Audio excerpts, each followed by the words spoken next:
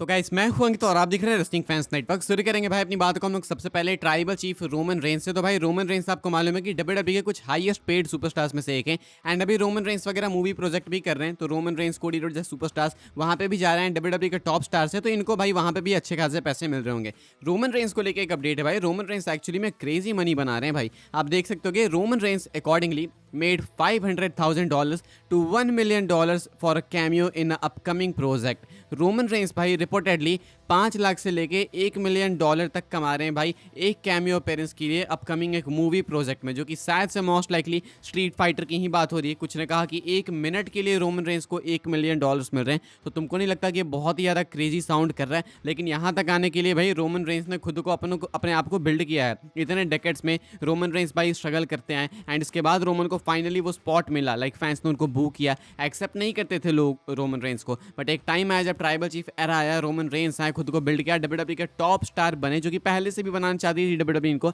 लेकिन fans accept करे ये बहुत मुश्किल होता था। फैंस ने एक्सेप्ट किया finally tribal chief Roman Reigns को एंड अब रोमन रेंस भाई हाईएस्ट पेड डब्ल्यूडब्ल्यूई सुपरस्टार ही नहीं बल्कि कुछ सबसे ज़्यादा अमीर हॉलीवुड सुपरस्टार्स में से भी एक बन जाएंगे अगर इसी तरीके से चलते रहे तो। एंड अभी तो भाई ये करियर चालू होने वाला है, ऐसा नहीं कि रोमन रेंस हॉलीवुड में घुस गए फुल फ्लेश्ड। अभी तो रोमन रेंस बस एंट्री ले रहे हैं, देख रहे हैं कि क्या कर सकते हैं क्या नहीं। जब रोमन को भाई प्रॉपर फिल्में मिलने लगेगी, ये तो कैमियो की बात हो रही है, जब रोमन को प्रॉपर फिल्में मिलेगी कि ये तो रोमन को ही करना, यही है वे रोमन रेंस का मेन रोल, तो तुम सोचो भाई कि उस टाइम पे रोमन कितना कमाएंगे। तो डब्ल्यूडब्ल्यूई ने भाई कितनों को बनाया, ड्वेन जॉनसन यानी रॉक देख लो, जॉन सीना देख लो, डेव बटिस्टा देख लो, इतने सारे सुपरस्टार्स, मेगा स्टार्स बन गए भाई डब्ल्यूडब्ल्यूई के चक्कर में। एंड अभी लगता है कि नेक्स्ट रोमन रेंस होने वाले हैं। तो ये कुछ है भाई ट्राइबल चीफ को लेकर अपडेट। आगे बढ़ते हैं गाइस, हम लोग बात करते हैं रसल पलूजा के बारे में। तो भाई रसल पलूजा को लेकर डब्ल्यूडब्ल्यूई के जो होप्स है ना भाई वो काफी हाई है। डब्ल्यूडब्ल्यूई के पास चैलेंजेस भी हैं इसको लेकर, मैं आपको बताता हूँ। फाइटफुल सिलेक्ट की अपडेट निकल के सामने आई, कहा गया कि WWE hopes to make Russell Palooza a major event going forward.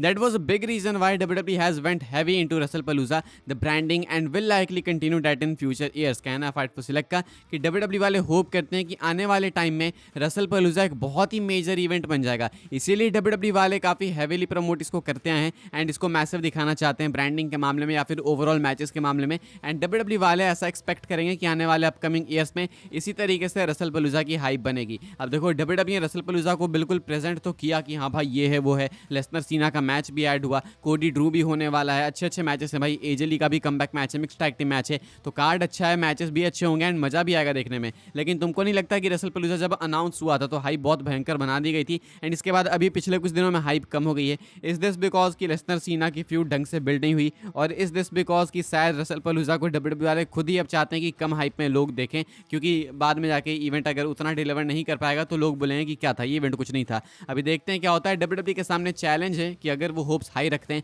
तो इवेंट अच्छा जाना चाहिए एंड ना ही सिर्फ ऐसे इवेंट अच्छा होना चाहिए, फैंस को पसंद भी आना चाहिए। प्रॉफिट वगैरह तो ठीक है, एक बार की बात नहीं है, हर साल अगर आपको इसको बनाना है एक स्पेक्टेकल, तो ऐसे में भाई आपको इस साल बहुत अच्छा डिलीवर करना होगा। तो डब्ल्यूडब्ल्यूई वाले यही कुछ होप कर रहे हैं रसल पलूजा से। आगे बढ़ते हैं गाइस, हम लोग बात करते हैं लिव मॉर्गन के बारे में। तो भाई लिव मॉर्गन की रिटर्न की बातें होने लगी हैं, कहा गया था कि वो शायद आ सकती हैं अगले साल रॉयल रंबल के करीब में, यानी कि सऊदी अरेबिया में जो रंबल होगा शायद उसके अराउंड आ सकती हैं लिव मॉर्गन। एंड अभी रेसलमेनिया 43 के अनाउंसमेंट में भी वो प्रेजेंट थी। ऑल्सो रिपोर्ट्स का कहना है कि लिव मॉर्गन परफॉर्मेंस सेंटर में ट्रेन भी करने लगी हैं। एक फ्यूड सबको मालूम है कि भाई हो सकती है, वो है रॉक्सन पेरेज एंड लिव मॉर्गन के बीच की, लेकिन ट्विस्ट ये है कि शायद डब्ल्यूडब्ल्यूई वाले ये करेंगे ही नहीं, शायद इसके लिए प्लान्स ही नहीं है।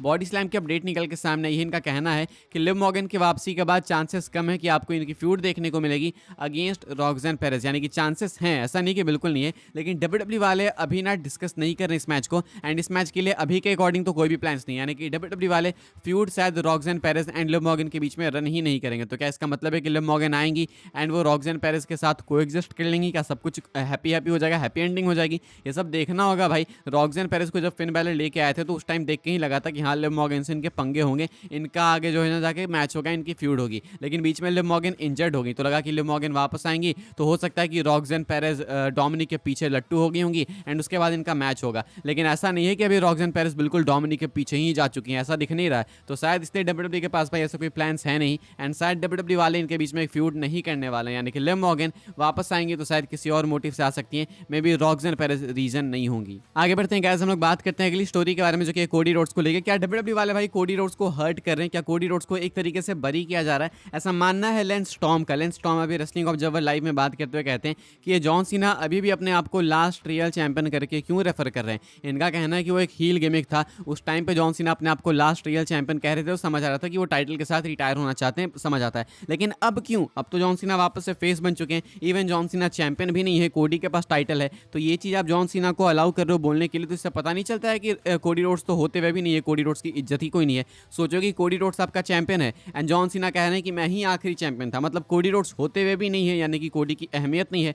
लेंस स्टॉर्म की बातों में देखो लॉजिक है, पता नहीं डब्ल्यूडब्ल्यू वाले इतना डिटेल में अंदर घुस के सोच क्यों नहीं रहे एंड जॉन सीना भी ऐसे बोले जा रहे हैं। ये चीज़ एक्चुअली में सेंस बनाती है कि जॉन सीना के पास अभी भी टाइटल होती एंड जॉन सीना इस टाइटल के साथ ही रिटायर होने की बात करते हैं। जॉन सीना ने टॉर्च भी पास की है कोडी का एंड उसके बाद कह रहे हैं कि मैं ही आखिरी रियल चैंपियन था। तो ये दोनों चीज़ सेम पेज पे तो कभी नहीं हो सकती है, लेकिन डब्ल्यूडब्ल्यू वाले ऐसा रखने की कोशिश कर रहे हैं।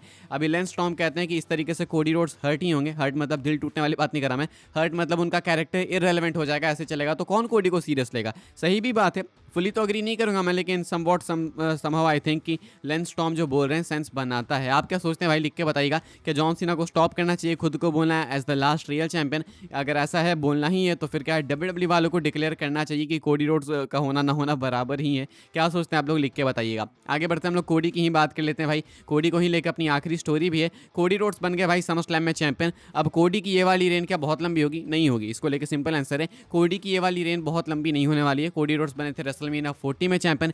1 साल लंबी इनकी रेन थी। रेसलमेनिया 41 में जाके इन्होंने टाइटल ड्रॉप किया against John Cena and summer slam में जाके वापस इन्होंने भाई टाइटल कैप्चर की। अब ये कोडी की रेन क्या लंबी होगी? क्या कोडी हार ही नहीं सकते हैं रसलपलूजा में? डेफिनेटली हार सकते हैं, लेकिन रसलपलूजा में चांसेस कम है। बट इसका मतलब ये नहीं है कि कोडी की ये वाली रेन लंबी होगी। कोई गारंटी भी नहीं है भाई कि कोडी रोड्स रेसलमेनिया 42 तक चैंपियन होंगे, मतलब कोई श्योरिटी नहीं है। हो सकता है कि कोडी रंबल में ही हार जाए, हो सकता है उससे पहले ही हार जाए, हो सकता है एलिमिनेशन चेंबर में हार जाए। ये वाली जो रेन है इनकी छोटी होने वाली है इस बार। ये वाली रेन 1 साल लंबी नहीं होगी, 6 महीने भी चली जाए भाई तो बहुत बड़ी बात हो जाएगी। डब्ल्यूडब्ल्यू वाले कोडी को एक बार लेंदी टाइटल रेन दे चुके हैं, तो अब दोबारा उसकी नीड है नहीं। हमने देख लिया कि कोडी की रेन कैसी थी, कैसी नहीं, अच्छी थी, अच्छी नहीं थी, उससे मतलब नहीं है। तो एक बार चीज़ हो चुकी है, अब एक छोटी रेन मिल सकती है कोडी को एंड कोडी अपनी टाइटल शायद इस बार जल्दी ड्रॉप कर सकता है। वो कौन सा पीएल होगा? क्या वो रसलपलूजा ही होगा? क्या वो क्राउन जूल होगा? सर्वाइवर सीरीज होगा? Saturday Night's Main Event, Royal Rumble और एलिमिनेशन चेंबर और रेसलमेनिया, वो देखना होगा। आप कहां पे देखना चाहोगे भाई कोडी को टाइटल ड्रॉप करते हुए? लिख के बताइएगा। एंड किसके अगेंस्ट देखना चाहोगे? चाहूंगा तो मैं कि मैकिंटायर के अगेंस्ट ही हो, लेकिन रसलपलूजा में आई डोंट थिंक, मुझे बिलीव नहीं हो रहा कि कोडी यहीं पे ड्रॉप कर देंगे।